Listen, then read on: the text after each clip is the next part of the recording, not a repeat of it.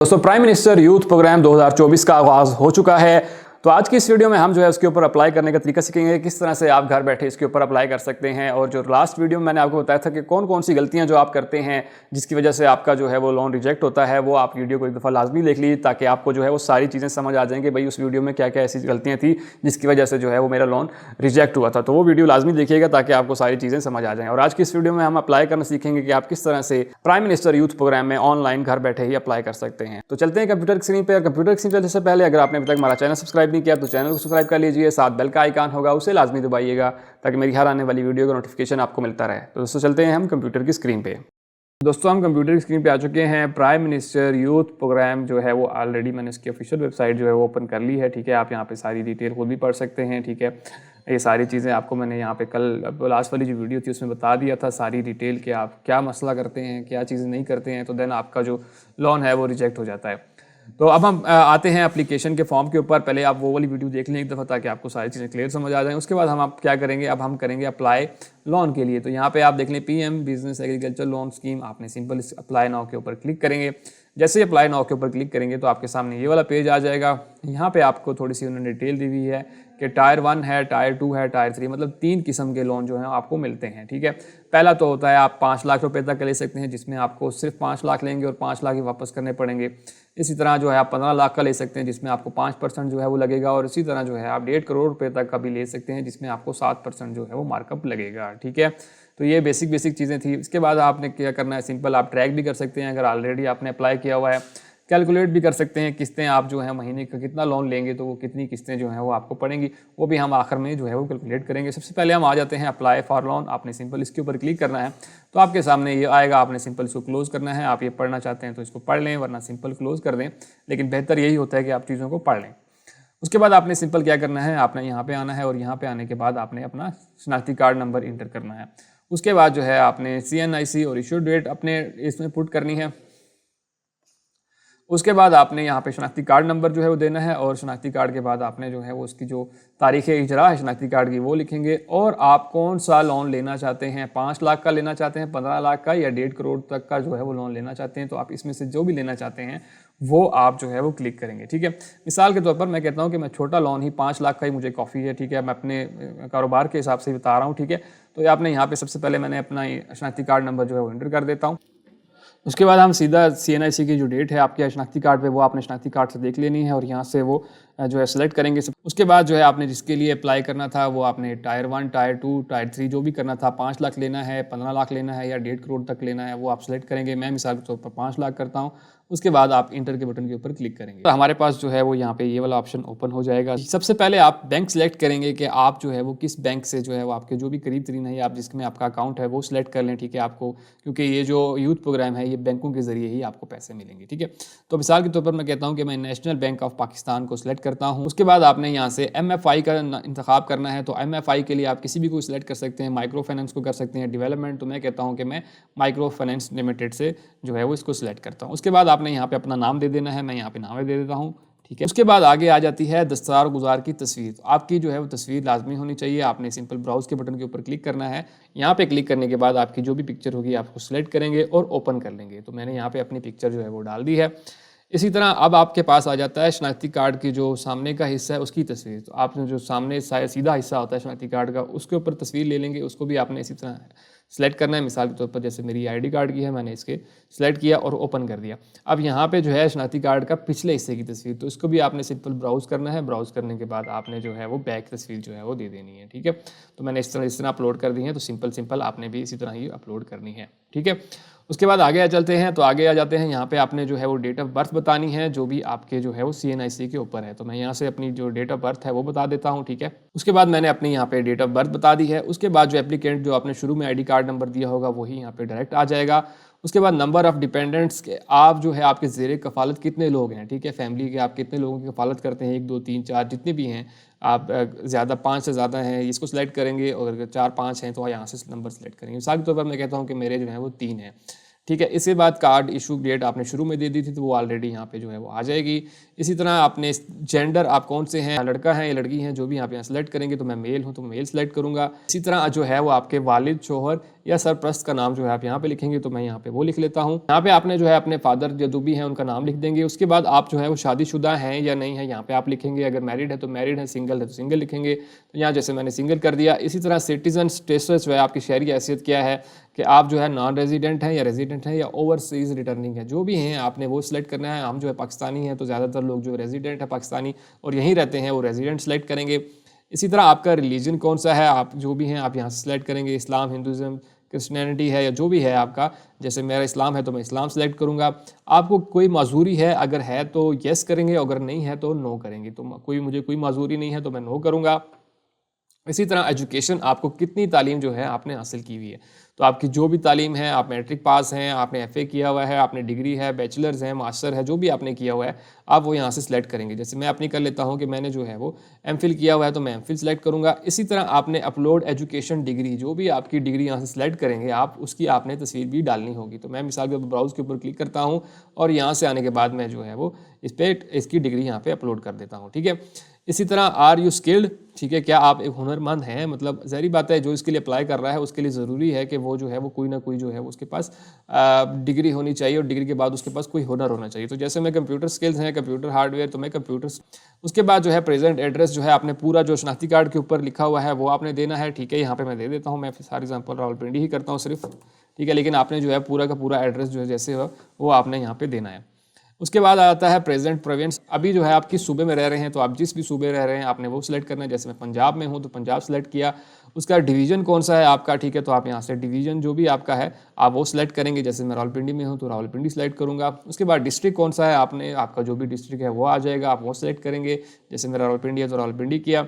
इसी तरह आपकी जो तहसील है वो कौन सी है, तो वो भी आप यहाँ से सिलेक्ट करेंगे। तो ये आपके पास कंप्लीट हो जाएगा। कि आपका जो परमानेंट एड्रेस है वो डिफरेंट है अगर ऊपर वाले से, तो आप वो डिफरेंट एड्रेस यहाँ देंगे। लेकिन अगर आपका जो है वो मौजूदा पता भी परमानेंट एड्रेस ही है तो आप सिंपल इस पर क्लिक करेंगे तो वो ऑटोमेटिकली इसको ऊपर वाले एड्रेस को ही उठा लेगा। ठीक है, वो देखें यहाँ पे सारा कुछ उसने जो है वो उठा लिया। अब इसी तरह आपने जो है अपना नंबर, फ़ोन नंबर देना है, तो मैं यहाँ पे अपना फ़ोन नंबर दे देता हूँ। तो यहाँ पे अपना मैंने फ़ोन नंबर दे दिया। इसी तरह सेकेंडरी मोबाइल नंबर, आपका कोई और नंबर भी है तो आप वो भी यहाँ पे दे दें और कोशिश करें कि वो नंबर भी यहाँ पे दे दें, वरना ज़रूरी नहीं है लेकिन आप इसको दे दें। क्यों, और ज़रूरी यहाँ पे क्या क्या है, जिसके आगे ये जो स्टार का लगा हुआ है ना, रेड स्टार बना हुआ है, ये आपने लाजमी देना है। जिसके आगे नहीं है वो ज़रूरत नहीं है, लेकिन देना चाहें तो दे सकते हैं।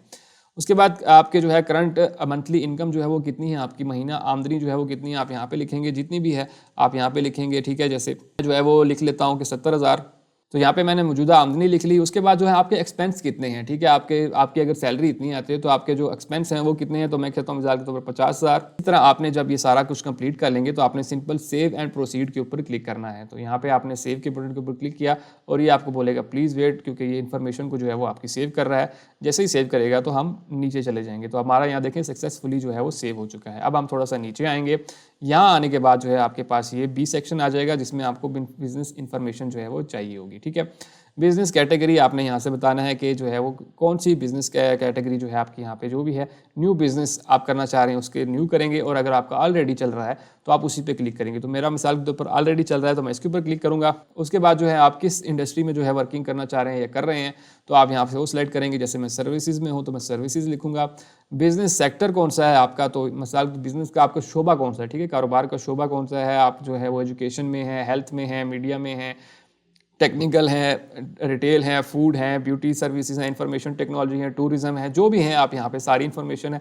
मैं मिसाल के तौर पर जो है वो अपने हिसाब से सिलेक्ट करूँगा इंफॉर्मेशन टेक्नोलॉजी। ठीक है, उसके बाद आपका जो है बिज़नेस का आपका जो है ज़िली शोबा क्या है, मतलब अब ठीक है आप कंप्यूटर, जैसे मैंने लिखा है यहाँ पे कंप्यूटर, तो इसके अंदर क्या चीज़ करते हैं आप। ठीक है, तो यहाँ पे आप जो भी करते हैं आप वो बताएंगे। ठीक है, जैसे यहाँ पे काफ़ी सारे आगे हैं। ठीक है, तो मैं सॉफ्टवेयर हाउस, तो मैं सॉफ्टवेयर हाउस पे क्लिक करूँगा। आपके बिज़नेस का नेम क्या है, आपने वो यहाँ पे जो भी शॉप है या जो कारोबार कर रहे हैं उसका नाम बताना है आपने। ठीक है, तो मैं यहाँ पे लिखता हूँ फॉर एग्जांपल जो भी मेरी कंपनी का नाम है मैंने वो यहाँ लिखा। बिज़नेस डिटेल आपने यहाँ पे बतानी है कि भाई हम क्या करते हैं, तो मैं लिखता हूँ सॉफ्टवेयर डेवलपमेंट। ठीक है, तो आप जो भी है आप वो बताएंगे यहाँ पे कि मेरा कारोबार जो है किस हिसाब से, वो सारी डिटेल आप यहाँ पे लिखेंगे।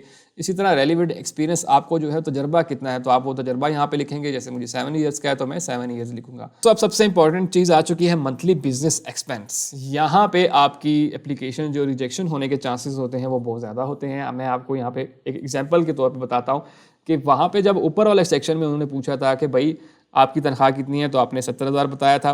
उसके बाद उन्होंने पूछा था आपके घर का खर्चा कितना है, तो आपने बताया था कि 50,000। पीछे कितने रह गए, 20,000। ठीक है, अब यहाँ पे वो पूछ रहे हैं कि आपका जो मंथली बिजनेस एक्सपेंस है वो कितना है। यहाँ पे बहुत से लोग गलती क्या करते हैं, वो ये करते हैं कि वो अब जो ऊपर वाली तनख्वाह है उससे भी ज़्यादा जो घर का खर्चा निकाल के फिर बताते हैं 30,000, 40,000, 50,000। तो वो 50,000, 40,000 भाई वो कहाँ से आएगा आपके पास, वो तो नहीं है।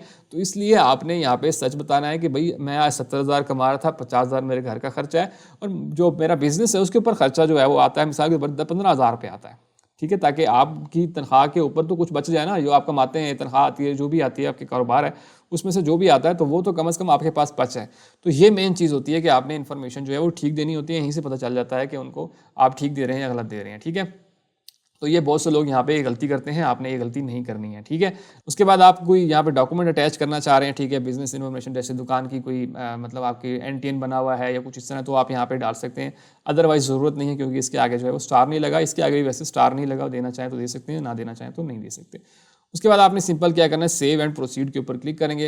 अब हम नेक्स्ट सेक्शन की तरफ चलते हैं जो कि है लोन। अब आप जो है वो यहाँ पूछ रहे हैं कि आप जो है वो कितना लोन लेना चाहते हैं। तो मिसाल के तौर पर जैसे मैंने शुरू में कहा था कि मैं 5 लाख का जो है लोन लेना चाहता हूँ, तो यहाँ से आप जो है वो 5 लाख ऑलरेडी आपका सेलेक्ट हुआ होगा क्योंकि शुरू में आपने वही किया था। तो यहाँ पे आप जब एक कर्जा लिखते हैं, मिसाल के तौर पर आपने यहाँ 5 लिखा है और सम टाइम आप जो है वो जब 75 और सम टाइम जब 15 लाख या 1.5 करोड़ की बात करते हैं तो कुछ लोग क्या करते हैं कि पूरी अमाउंट लिख देते हैं। मिसाल के तौर पर आपने यहाँ पे 1.5 करोड़ सेलेक्ट किया था, तो यहाँ पे भी लोग क्या करेंगे, पूरा का पूरा 1.5 करोड़ लिख देंगे। ठीक है, तो आपने ये वाला काम नहीं करना है।